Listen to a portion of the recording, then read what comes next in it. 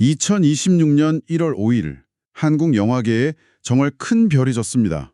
배우 안성기. 네. 저희는 오늘 당신이 보내주신 그의 별세 소식을 다룬 여러 기사들, 그리고 그의 69년 연기 인생을 깊이 조명한 평론들을 앞에 두고 있습니다. 이 자료들을 쭉 들여다보면서 저희는 한 가지 질문의 답을 찾아보려고 합니다. 어떤 질문일까요? 왜 우리는 그를 그냥 스타나 대배우가 아니라 국민 배우라는 아주 특별한 이름으로 불렀을까요? 아, 그게 바로 핵심이죠. 네. 오늘 이 시간은 단순히 한 위대한 배우의 삶을 연대기 순으로 훑는 걸 넘어서요. 그 국민이라는 단어의 무게를 한번 같이 느껴보는 시간이 될 겁니다. 시대의 무게 같은 거요? 맞습니다. 그의 얼굴이 어떻게 한 시대의 자화상이 됐는지, 또 그의 선택 하나하나가 어떻게 한국 영화사의 중요한 분기점이 되었는지, 그 연결고리들을 하나씩 찾아보려고 합니다.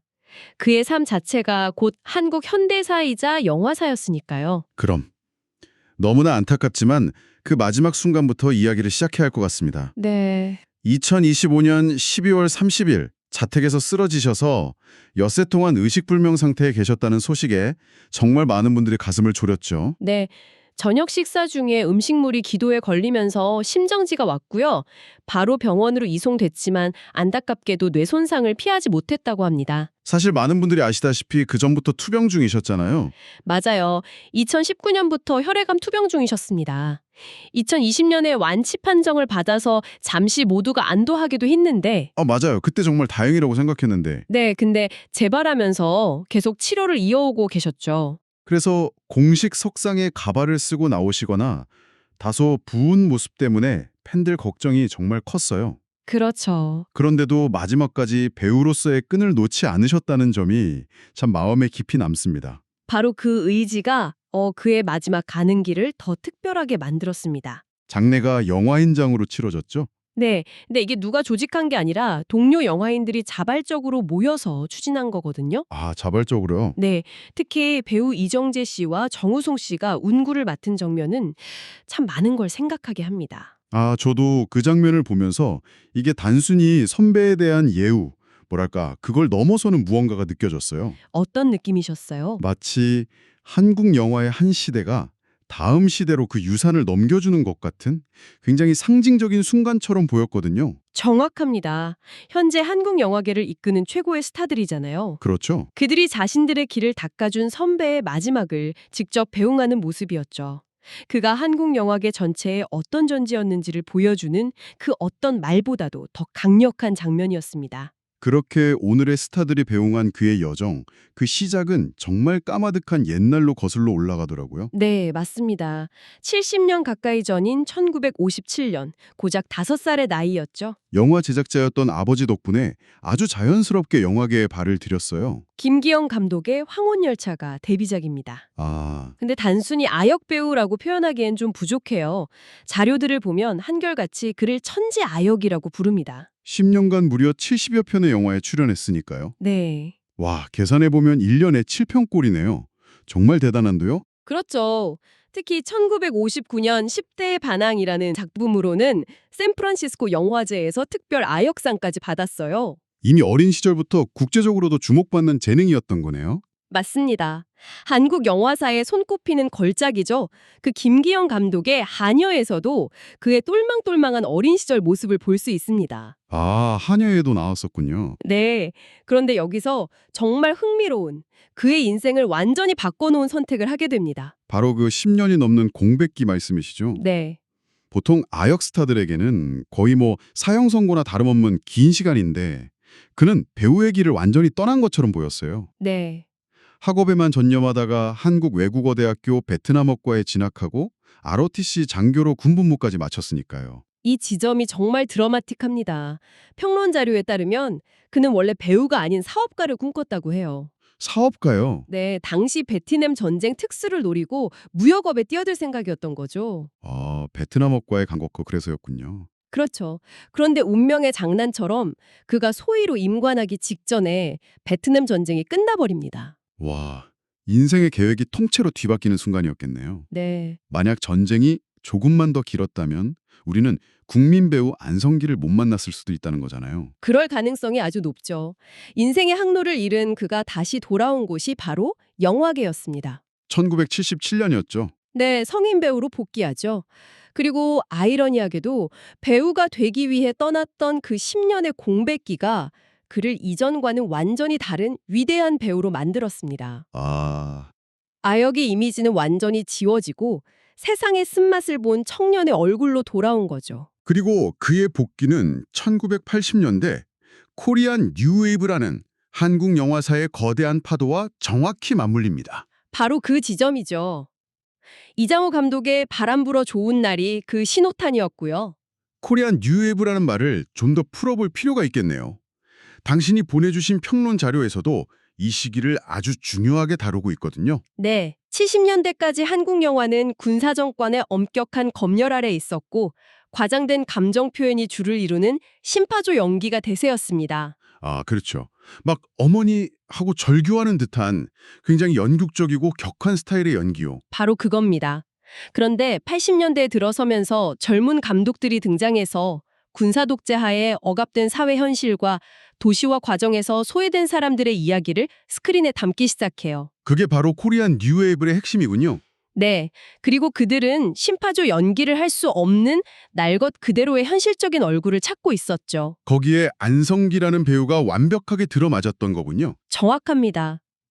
바람 불어 좋은 날에서 그가 연기한 시골 출신 중국집 배다로는 이전 한국 영화에서는 볼 수 없던 캐릭터였어요. 과장된 몸짓 대신 어수룩한 표정과 어눌한 말투로 도시의 이방인이 겪는 좌절과 슬픔을 담담하게 그려냈죠. 그때부터 그 수식어가 붙기 시작했군요. 네, 평론가들이 그의 연기를 비범한 평범함이라고 부르기 시작한 게 바로 이때부터입니다. 비범한 평범함. 정말 그를 이보다 더 잘 표현하는 말이 있을까 싶어요. 그렇죠. 이후 만다라에서는 구도하는 스님으로, 고래사냥에서는 자유를 갈망하는 거지로 변신하면서 80년대 한국 사회가 겪었던 고뇌와 방황의 얼굴 그 자체가 되었죠. 네, 한 시대의 공기를 자신의 연기 속에 온전히 담아낸 겁니다. 그의 평범한 듯한 얼굴 위로 당시를 살아가던 보통 사람들의 욕망과 상처가 겹쳐 보였던 거죠. 그게 바로 국민 배우로 가는 첫걸음이었군요. 바로 그렇습니다. 90년대에 들어서면서 그의 필모그래피는 훨씬 더 다채로워집니다. 투컵스 같은 코미디 영화로 대중적인 흥행까지 거머쥐는가 하면, 네, 그 영화도 정말 대단했죠. 그리고 남부군이나 하얀 전쟁처럼 이데올로기적으로 금기시됐던 현대사의 아픔을 정면으로 다루는 작품에도 주저없이 출연했고요. 그 지점이 굉장히 중요합니다. 그는 흥행과 작품성, 그러니까 상업영화와 작가주의 영화의 경계를 아주 자유롭게 넘나들었어요. 이런 폭넓은 행보가 그를 특정 장르나 이미지에 갇히지 않게 만들었죠. 그런데 한편으로는 이런 비판도 있었다고요? 아, 네. 혹자는 90년대 중반에 그가 너무 많은 작품에 출연하면서 안성기라는 브랜드가 캐릭터를 압도하는 것 아니냐는 비판을 하기도 했습니다. 아, 그런 시각도 있었군요. 너무 익숙해서 오히려 연기가 잘 보이지 않는다는 그런 지적일 수도 있겠네요. 그렇죠. 하지만 그는 곧바로 실미도 같은 작품으로 그런 우려를 잠재웠습니다. 2003년 한국 영화 사상 최초의 1000만 영화였죠. 네. 그가 연기한 훈련교관 역할은 실제 ROTC 장교 출신이라는 그의 경험과 맞물려서 엄청난 설득력을 가졌습니다. 아, 정말 그랬겠네요. 그리고 2006년의 라디오스타는 그의 배우 인생에서 또 하나의 정점을 보여줍니다. 한물관 스타를 묵묵히 챙기는 매니저 역할이었죠. 네, 어떻게 보면 주연인 박중훈 씨를 빛내주는 조연이었는데 오히려 더 큰 울림을 줬어요. 맞습니다.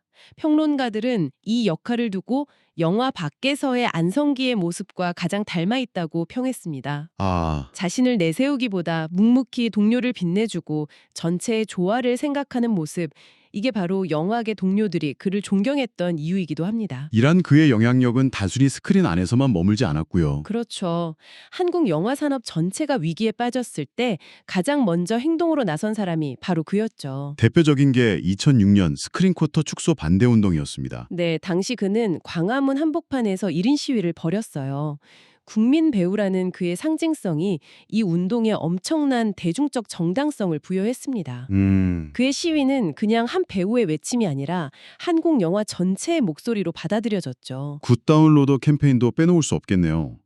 불법 다운로드가 정말 만연하던 시절에 창작자의 권리를 지키자고 앞장섰던 모습이 기억납니다. 그는 배우를 넘어서 한국 영화라는 공동체를 지키는 리더이자 수호자였습니다. 네. 자신의 이름이 가진 무게와 사회적 책임을 누구보다 잘 알고 있었고 또 그것을 기꺼이 감당하려 했던 겁니다. 연기 철학에 대한 자료들도 참 인상 깊었어요.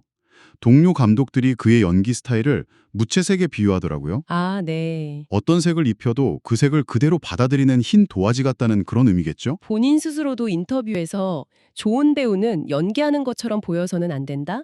작품의 분위기가 되어야 한다고 말했을 정도입니다. 와, 자신을 드러내기보다 캐릭터와 작품 그 자체에 스며드는 것을 최고의 가치로 여긴 거죠. 이런 철학은 촬영장에서의 태도로도 이어졌고요.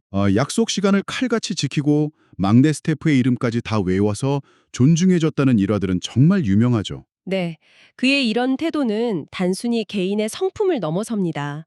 한국 배우 사회 전체의 프로페셔널리즘의 기준을 한 단계 끌어올렸다고 평가받아요.